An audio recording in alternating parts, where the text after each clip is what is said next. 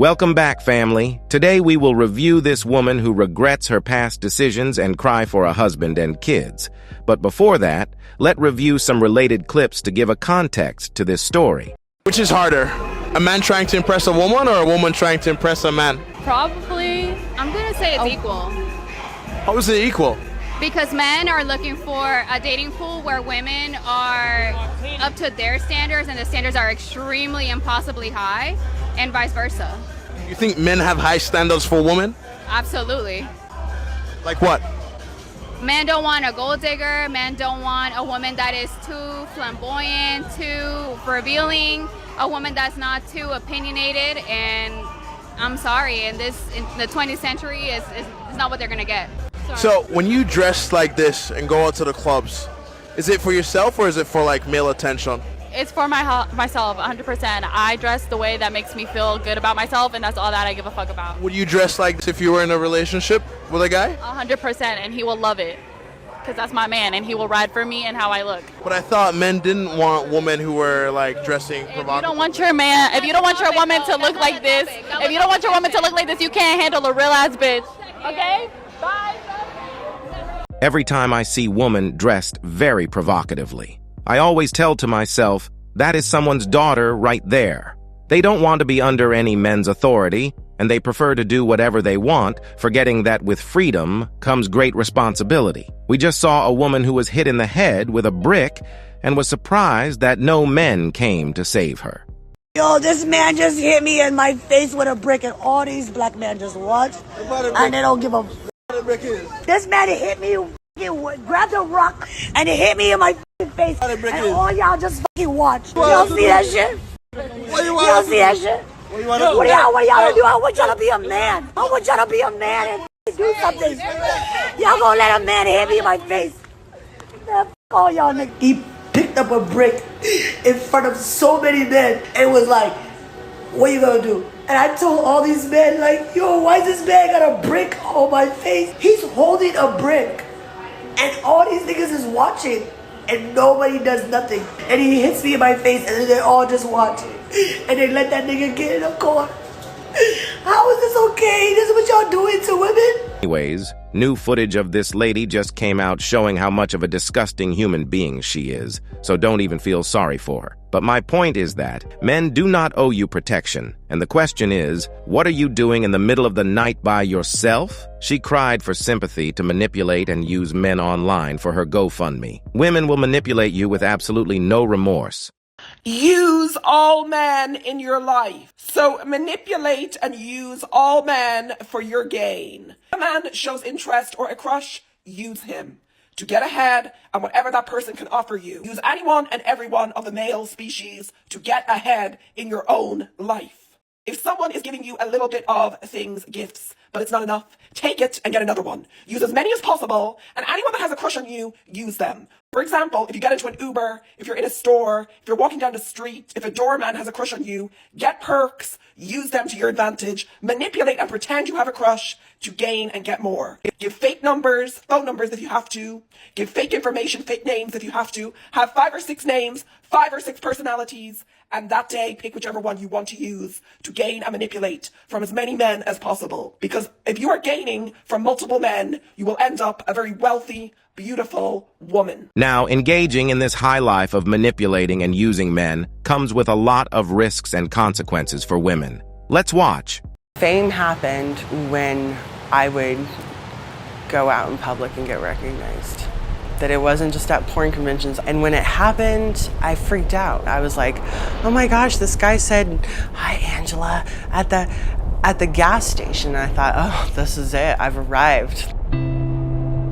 I remember coming home to this beautiful marble floor, gorgeous counters, and I went up on the counter and I just laid there and I cried. Because earlier that day, this old man was on top of me and he was sweating all over me and his sweat would drip into my eyes.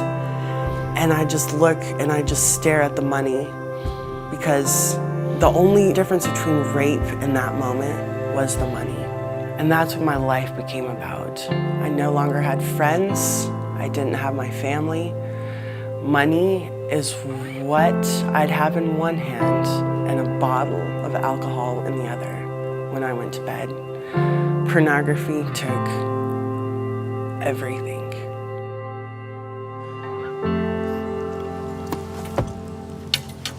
My father was a preacher.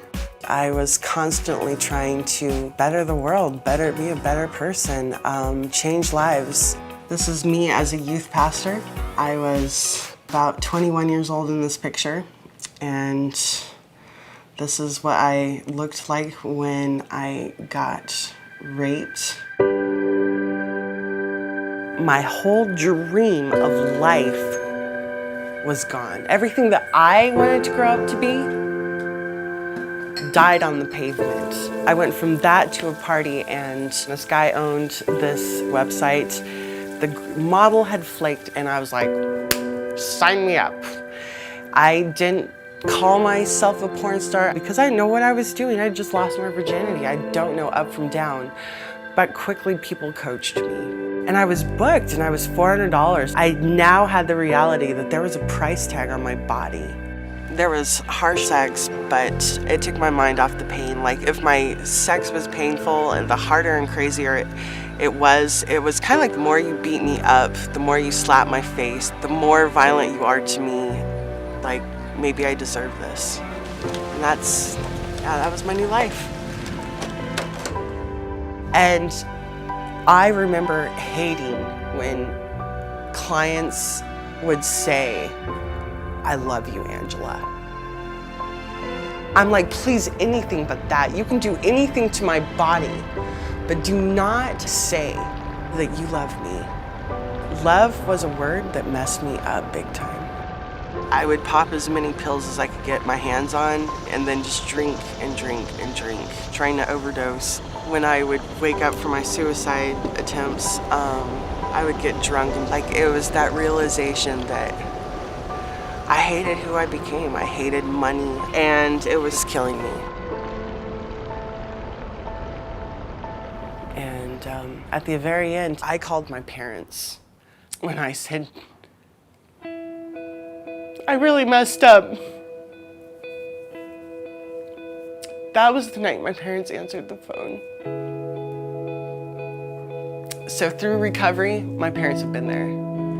When I traded in porn, I got my family back. Now we talk every single day. There is nothing that is worth the life I chose.